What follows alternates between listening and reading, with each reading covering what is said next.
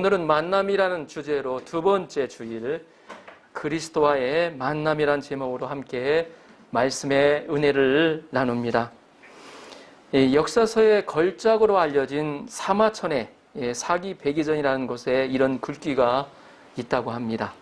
창승북이 미치천리, 한자는 써 있는데 창승북이 미치천리라는 말이 있습니다. 이는 쇠파리도 천리마 꼬리에 붙으면 천리를 간다는 말입니다. 이는 한평생을 살면서 누구를 만나느냐에 따라 삶이 바뀔 수 있다는 말입니다. 소나무도 대저택을 짓는 대목수를 만나면 고급 주택의 목재가 되지만 그저 평범한 동네 목수를 만나면 고작 오두막이나 축사를 짓는 데 쓰이게 됩니다. 속담에도 이런 말이 있습니다. 향을 싼 종이에서는 향내가 나고 생선을 싼 종이에서는 비린내가 난다. 만나면 만날수록 영성이 깊어지고 삶이 윤택해지는 만남이 있습니다. 이런 만남이야말로 삶의 향기가 묻어나오는 찐 만남인 것입니다. 그런가 하면 만나면 만날수록 사람의 본성을 점점 더 황폐하게 하고 오염시켜 범죄케 하는 만남이 있습니다. 우리가 어떤 만남을 가져야 할까요? 또 어떤 만남을 사모해야 할까요? 우리는 그리스도와의 만남을 가지는 데 힘써야 합니다. 오늘 말씀에서는 남편 5을 둔 한 여인과 예수님의 만남이 아름답게 그려져 있습니다. 오늘 말씀을 통하여 진정으로 축복된 만남이 어떤 만남인가 묵상하며 은혜 받는 시간이 되시도록 주님의 이름으로 축원합니다. 아멘. 15절을 보십시오. 15절 같이 한번 읽어볼까요? 15절 시작. 여자가 이르되 주여 그런 물을 내게 주사 목마르지도 않고 또 여기 물 기르러 오지도 않게 하옵소서. 아멘. 여인에게 있어서는 여기 물 기르러 오는 것이 참으로 고통인 것처럼 느껴집니다. 이런 여인에게 영원히 솟아나는 샘물을 주시겠다고 예수님께서 하셨습니다. 여인은 그 샘물을 한번 마시면 영원히 물을 마시지 않아도 되는 신비로운 샘물처럼 생각한 것 같습니다. 그래서 여인은 그런 물을 마셔서 다시 목마르지 않고 지긋지긋한 물 기르는 생활도 그만두고 싶었던 것 같습니다. 그녀는 자신의 솔직한 마음을 드러냅니다. 그녀의 대답을 보면 현재의 삶이 괴롭다는 것을 보여주고 있습니다. 그녀는 예수님께 그런 물을 내게도 주십사 하고 요청하고 있습니다. 그러나 예수님이 이 여인에게 주시고자 하시는 물은 우물에서 나오는 보이는 샘물이 아닙니다. 바로 성령의 샘물입니다. 여인은 깊은 데서 성령을 갈망하고 있었는지도 모르겠습니다.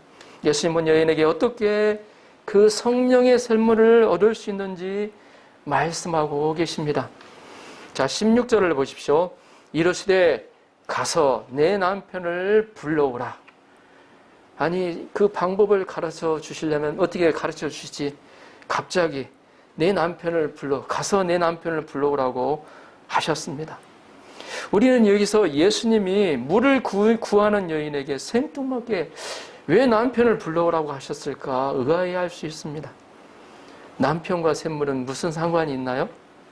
물을 달라고 하는 여인에게 갑자기 내 남편을 불러오라고 하는 데는 예수님의 날카로운 통찰력이 있습니다. 예수님이 주시는 샘물을 먹으려면 반드시 그 남편 문제를 해결해야 한다고 말씀하시는 것입니다. 그러면 예수님께서 여인에게 남편을 불러오라는 뜻이 무엇일까요? 첫째, 죄 문제를 회개하라는 것입니다. 성령님은 거룩한 영입니다. 거룩한 영이기 때문에 죄가 있는 곳에서는 함께 할 수가 없어요. 또 죄가 있는 곳에서는 그 힘을 발휘할 수가 없어요. 더러운 죄가 있으면 성령님이 임하실 수 없습니다. 그러면 죄란 무엇일까요? 여기서 죄는 좀 죄라고 하면 좀 무거운 이미지가 있잖아요. 그래서 요즘 그 교회에서도 죄에 대한 얘기 잘 안 합니다.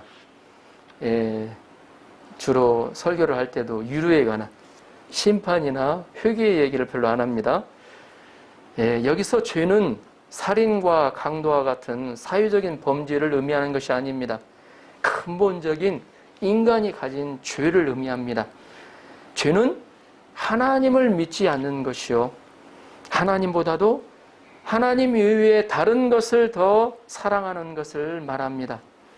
사마리아 여자는 창조주 하나님을 떠나서 남자에게서 만족을 얻고자 하였습니다. 그녀는 하나님을 영화롭게 하기보다도 남편을 높이고자 하였고 남편에게서 모든 만족을 얻기를 원했습니다. 하나님을 사랑하기보다도 남편을 더 기대하며 소망했습니다. 여기서 문제의 핵심은 무엇인가? 무엇을 더 사랑하느냐 하는 것입니다. 하나님을 더 사랑하느냐? 아니면 하나님 이외에 다른 것을 더 사랑하느냐 하는 것입니다. 하나님은 자신을 사랑하고 그 계명을 지키는 자에게 천대까지 은혜를 베풀어 주신다고 약속하여 주셨습니다. 그러나 하나님보다 다른 것을 더 사랑하는 자에게는 미워하여 죄를 3, 4대까지 갚으신다고 하셨습니다. 여자가 하나님에게는 무관심하고 다른 남자를 사랑할 때 하나님께서는 여자에게 질투하여 분노하신다는 것입니다. 그래서 여자는 하나님보다 더 사랑하는 남편을 회개해야 합니다. 하나님을 무엇보다도 더 사랑해야 합니다. 마음을 다하고 목숨을 다하고 힘을 다하여 하나님을 사랑해야 합니다. 하나님은 자신을 더 사랑하는 여인에게 성령님을 넘치게 주실 수 있습니다. 여인에게 천대까지 복을 주실 수 있습니다. 우리가 가장 사랑하는 것이 무엇입니까? 내가 가장 사랑하는 것이 무엇인가요? 내가 가장 많이 생각하는 것이 무엇입니까? 내 생각에 가장 많이 떠오르는 것이 무엇입니까? 우리가 무엇 때문에 기뻐하고 분노하고 슬퍼합니까? 그것이 하나님 때문입니까? 그 사람은 하나님을 사랑하는 사람입니다. 그러나 하나님이 아닌 다른 것이면 하나님보다도 다른 것을 사랑하는 사람입니다. 다시 말해서 하나님을 사랑하지 않는 사람입니다. 우리는 이런 죄를 회개하고 하나님을 더 사랑하는 데 힘써야 합니다. 그래야 성령을 통해 내 안에 샘물이 넘치도록 솟아나기 시작합니다. 우리가 하나님을 그 무엇보다도 사랑해야 하는 이유는 우리가 하나님 이외의 것으로 참 만족을 얻을 수 없는 존재이기 때문입니다. 내가 사랑하는 남편이 나를 진정으로 만족시켜 주지 못합니다. 사랑하는 자녀들이 나를 만족시켜 주지 못합니다. 내가 좋아하는 아이돌, 유명한 아이돌이 뭐죠? 갑자기 생각이 안 나네. 아이돌들이 근본적으로 나를 만족시켜 주지 못한다는 것을 우리는 알아야 합니다. 그래서 우리 믿는 자들은 항상 자신이 바른 믿음 위에 서 있는가 자신을 점검해야 돼요. 고린도전서 13장 5절에서 다음과 같이 기록하고 있습니다. 너희는 믿음 안에 있는가? 너희 자신을 시험하고 너희 자신을 확증하라. 우리가 좋아서 하는 것은 뭐라고 할 수 없습니다. 내가 좋아서 하는 건 뭐라고 할 수 없습니다. 그러나 그것이 하나님보다도 더 좋아하고 사랑하는 것이 되면 자신을 돌이켜야 합니다. 하나님 눈치를 봐야 됩니다. 여인에게 남편을 불러오라는 두 번째 의미는 마음의 상처를 드러내라는 것입니다. 우리가 하나님보다도 세상, 돈, 명예, 권력, 남자, 여자를 사랑하면 마음에 그 사랑하는 것으로부터 상처를 받게 됩니다. 우리가 하나님보다도 더 의지하는 것이 있으면 그 의지하는 그것으로부터 상처를 받습니다. 이 상담학에서도 우리가 상처를 받는 것은 가장 사랑하는 사람으로부터 받는다고 합니다. 별로 사랑하지 않는 사람에게는 상처받지 않아요. 별로 상관없는 사람한테는 뭐 어떤 말이 와도 나하고는 별로 상관이 없어요. 그러나 사랑하는 사람이 한마디 어때요? 예? 그 아픈 말을 할 때 그걸 어때요? 삭히지 못해서 상처를 받습니다. 이 상처가 내 안에 있으면 성령님을 받을 수가 없어요. 내 마음이 상처가 그대로 골마 터져 있으면. 그래서 예수님은 이 여인에게 남편을 불러오라고 하셨습니다. 그 여인의 내면을 고쳐주시기 위해서, 그 여인의 내면의 상처를 안아주시기 위해서, 싸매주시기 위해서. 이 여인은 여러 남편과 만나고 헤어지면서 많은 상처를 받았을 것입니다. 우리가 한 사람과만은 이혼해도 상처가 남는데 5번 이혼하였으니 얼마나 그 마음의 상처가 크겠습니까? 더구나 여인의 그런 모습을 보면서 비방하고 정죄하는 이웃들이 또 있었을 것입니다. 여인의 내면을 이해 못하는 사람들의 비방과 정죄는 더욱 상처가 되었을 것입니다. 예수님은 이런 상처를 치료해 주시기 위해서 이 땅에 오신 것입니다. 나의 마음에 받은 상처와 아픔을 치료해 주시기 위해 채찍에 맞으시고 징계를 받으셨습니다. 우리는 치료받기 위해서 예수님의 십자가 앞에 상처를 내어놓아야 합니다. 아픈 상처를 드러내야 돼요. 우리가 의사 선생님에게 치료받으러 아픈 데가 있어서 갔는데 나 아픈 데 보여주기 싫어요 하면 의사 선생님이 뭐라고 하겠습니까?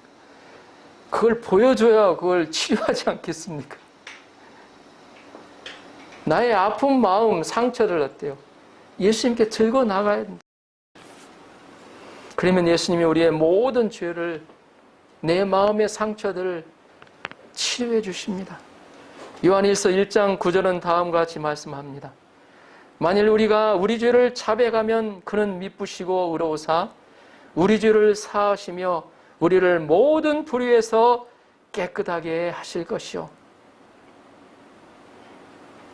아멘.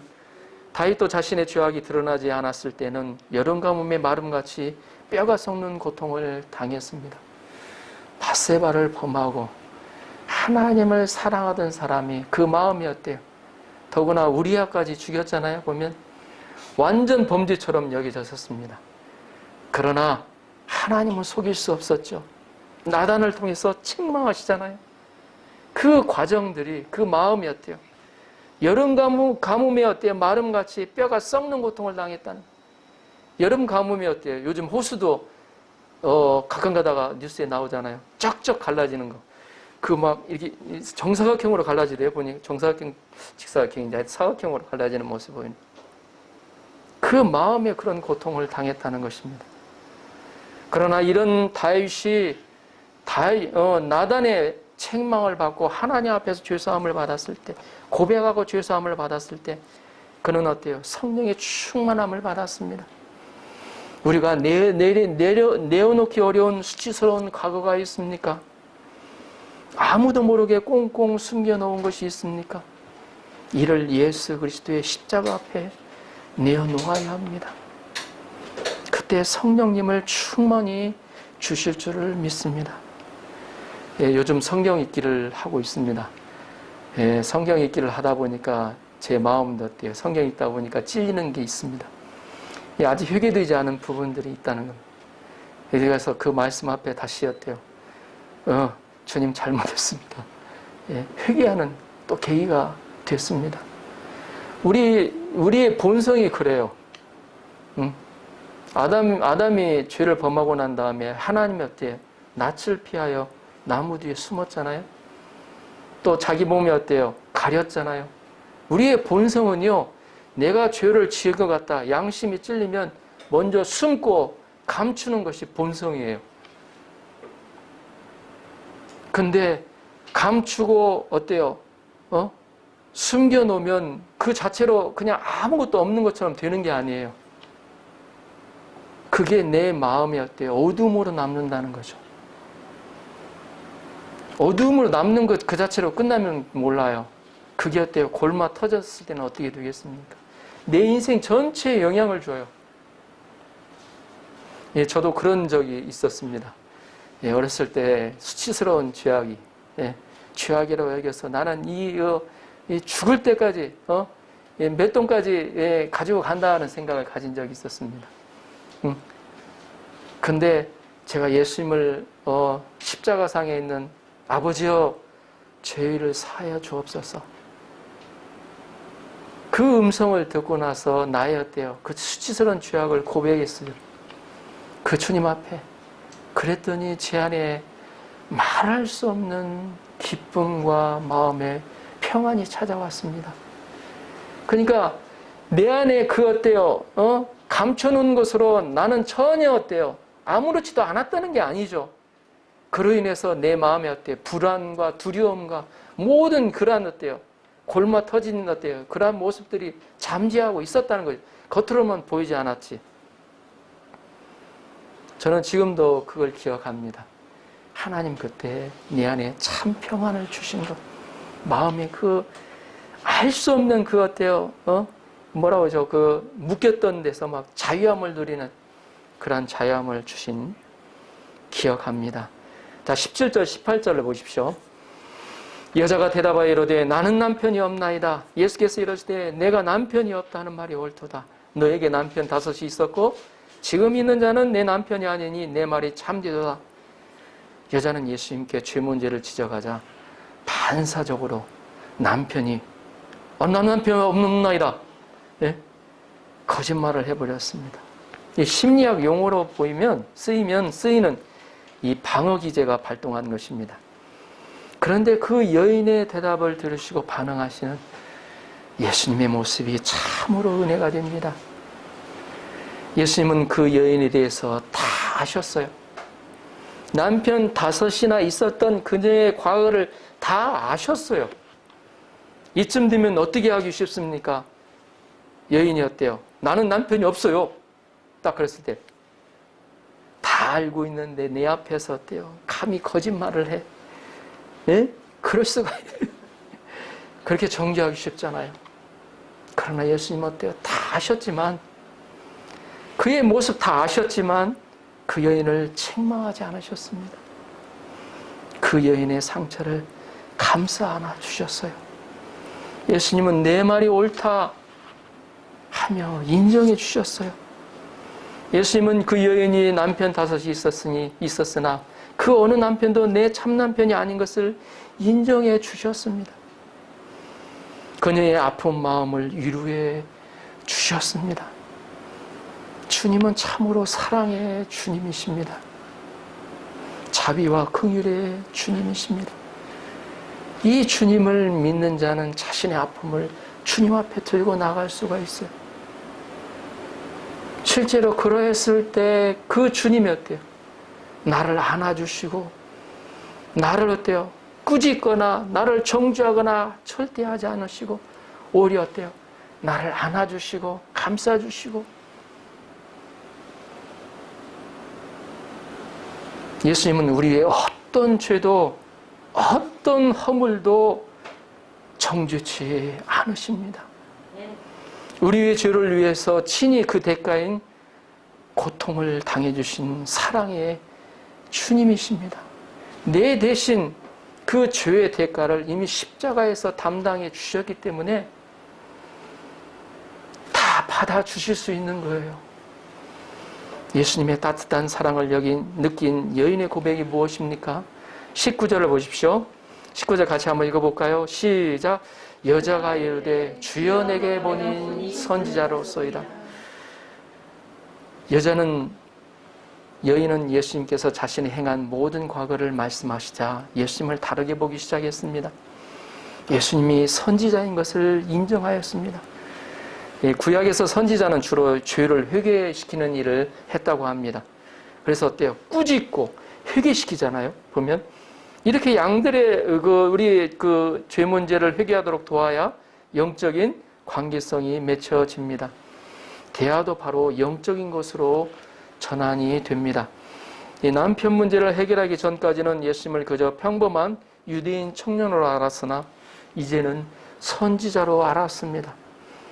주로 물이 대화의 중심 소재였지만 죄 문제를 해결한 뒤부터는 예배가 대화의 중심 소재로 바뀌기 시작합니다. 우리가 예수님을 알아가는 과정이 이런 것 같습니다. 예? 처음에는 어때요? 이 여인과 같이 유대인 청년처럼 보이는 것만 봐가지고 어때요? 그래서 처음에는 튕기잖아요. 물 좀 달라고 하니까 유대인 청년으로서 어떻게 나에게 물을 달라 하나이까 하면서 튕기면서 남자로서 받고 유대인으로서 받고 적대시했고, 그러나 우리의 신앙생활도 마찬가지인 것 같아요. 예수님이 나에게 무슨 의미가 있지? 예? 우리 선이 예수님은 나에게 어떤 사람이지? 생각하면 별로 의미가 없는 것 같아요. 그냥 교회 가면 그 예수님이 와갖고 같이 예수님에 대한 퀴즈 잘 맞추면 어렸을 때 사탕 주고 과자 주고 그러니까 예수님은 좋은 분이다 생각하는데, 나에게 예수님이 어떤 분이 되시는가 구체적으로 우리는 그걸 알아가야 돼요. 그게 그 예수님을 알아가는,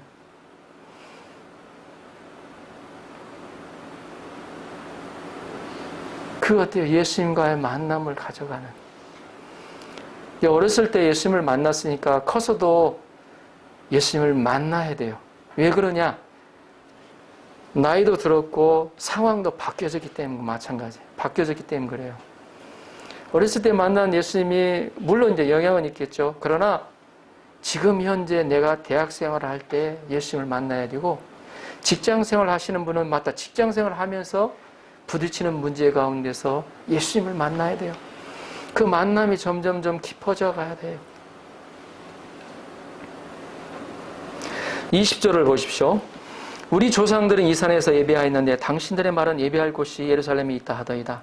여인은 갑자기 예배에 대해서 말을 하기 시작하네요. 우리는 여기서 여인이 예배에 대해서 관심이 많았다는 것을 알 수가 있습니다. 남자를 찾아다닌 여인을 생각할 때 이 여인은 예배에 대해서 전혀 관심이 없어 보입니다. 여자의 관심은 오직 남자에게만 있는 육신적인 여자 같습니다. 그러나 여자에게는 진정한 예배를 드리고자 하는 강한 소원이 있었어요. 우리도 보잖아요. 예수님께 전혀 관심이 없는 것 같아도 그 마음 한가운데는 예수님에 대해 뭔가를 갈구하는 뭔가가 있습니다. 분명히.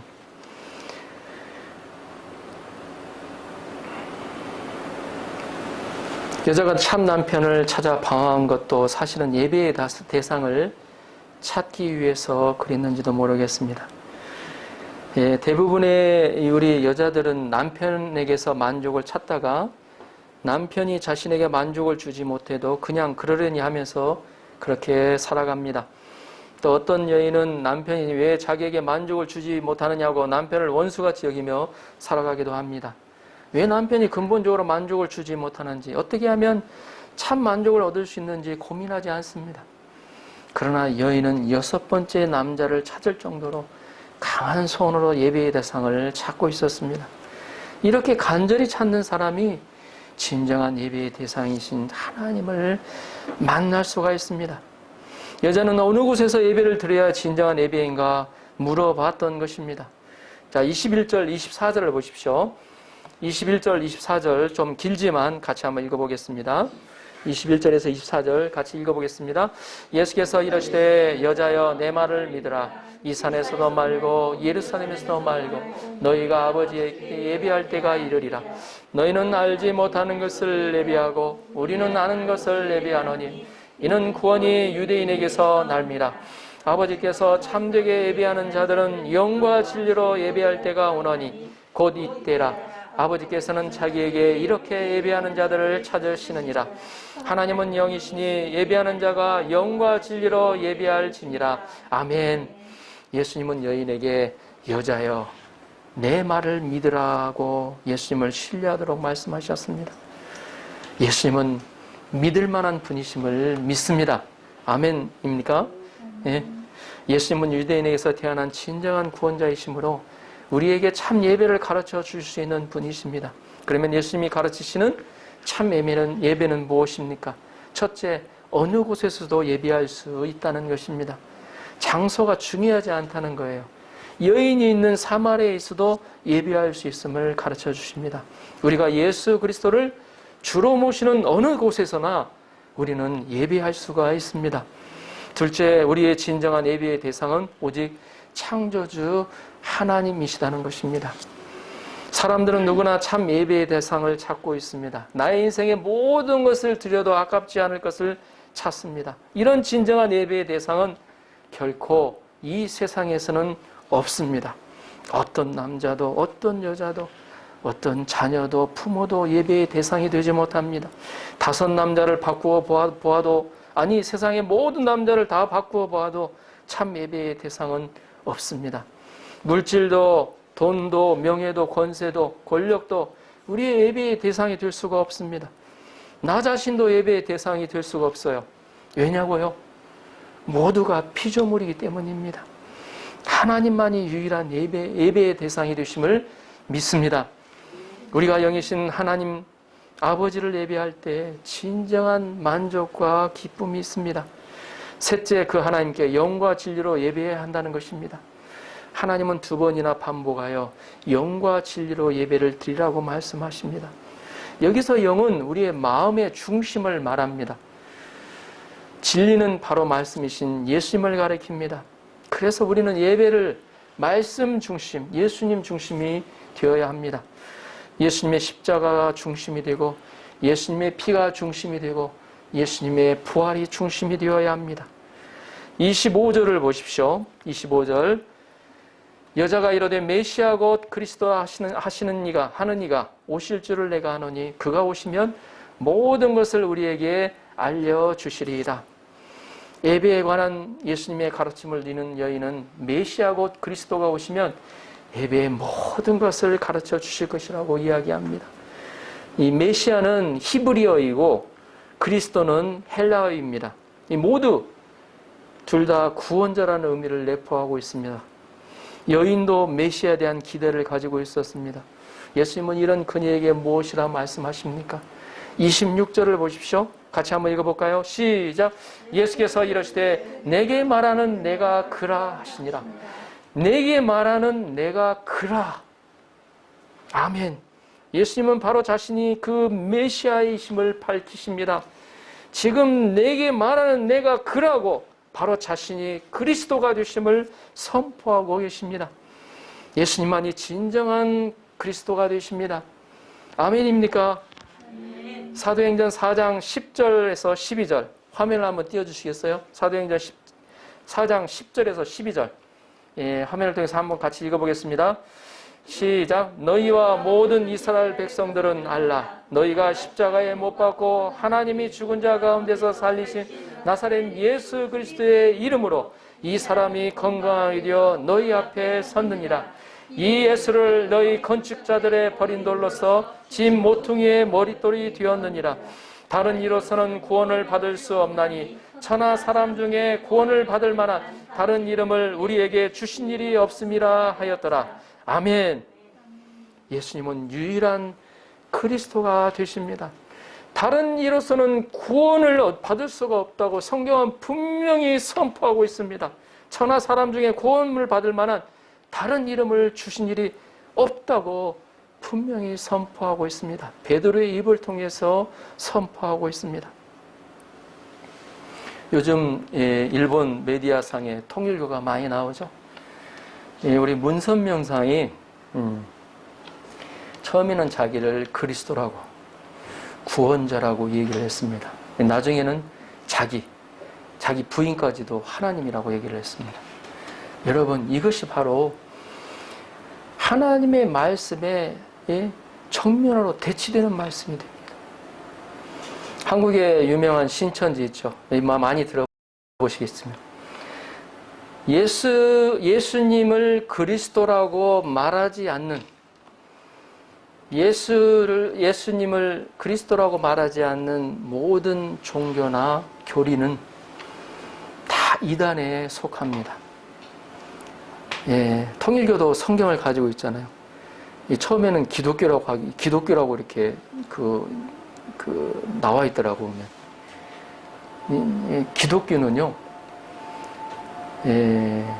그리스도교잖아요. 구원자 교. 예수 그리스도가 그리스도를 믿는 교회예요. 이름을 잘못 도용하고 또 이름을 또 바꾼다고 해서 지금 오해받고 있지 않습니까? 예수 그리스도 이외에 다른 사람을 그리스도라고 말하는 그 자체가 이단이요 사입입니다. 이단을 구분하는 가장 첫 번째의 그 중요한 사실 중에 하나가 바로 이 그리스도에 관한 사실입니다. 그리스도로, 누구로 그리스도로 하느냐? 여호와 증인도 마찬가지잖아요.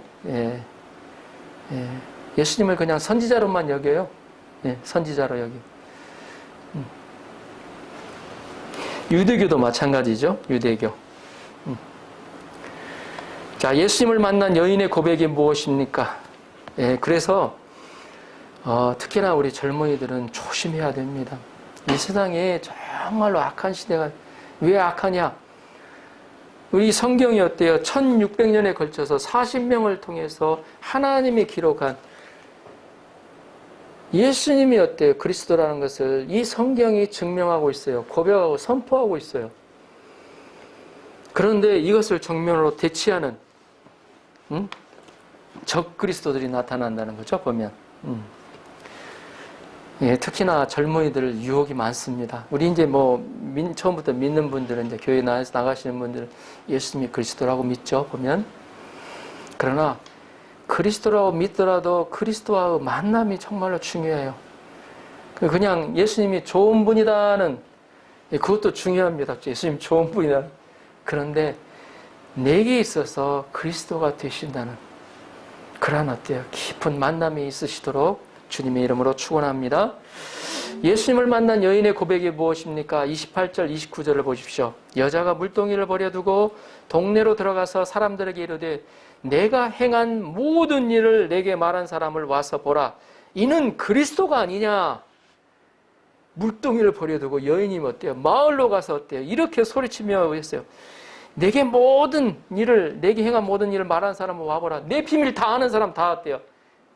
와보라 이 말. 그리스도가 아니냐? 이 여인의 전도를 통해 예수님의 말씀을 들은 마을 사람들의 고백이 있습니다. 41절, 42절. 여기 나오죠? 41절, 42절. 같이 한번 읽어볼까요? 시작. 예수의 말씀으로 말미암아 믿는 자가 더욱 많아 그 여자에게 말하되 이제 우리가 믿는 것은 내 말로 인함이 아니니 이는 우리가 친히 듣고 그가 참으로 세상의 구주신 줄 알미라 하였더라. 아멘. 여인의 말을 듣고 우리가 어때요? 그 마을 사람들이 믿는 것이 아니라고 얘기했어요. 내가 친히 듣고 그가 참으로 세상의 구주신 줄 알미라. 그들이 예수님을 그리스도로 영접한 겁니다. 구원주로 영접한 겁니다. 예수님은 우리에게 메시아 그리스도로 만나주기를 원하십니다. 그를 위해 본래 하나님이시지만 이 땅에 인간의 모습으로 오셨습니다. 그리고 외롭고 상처난 한 사람 사마리아 여인에게 찾아오셔서 대화하시며 만나 주셨습니다. 사마리아 여인을 통하여 마을 사람들에게도 만나 주셨습니다.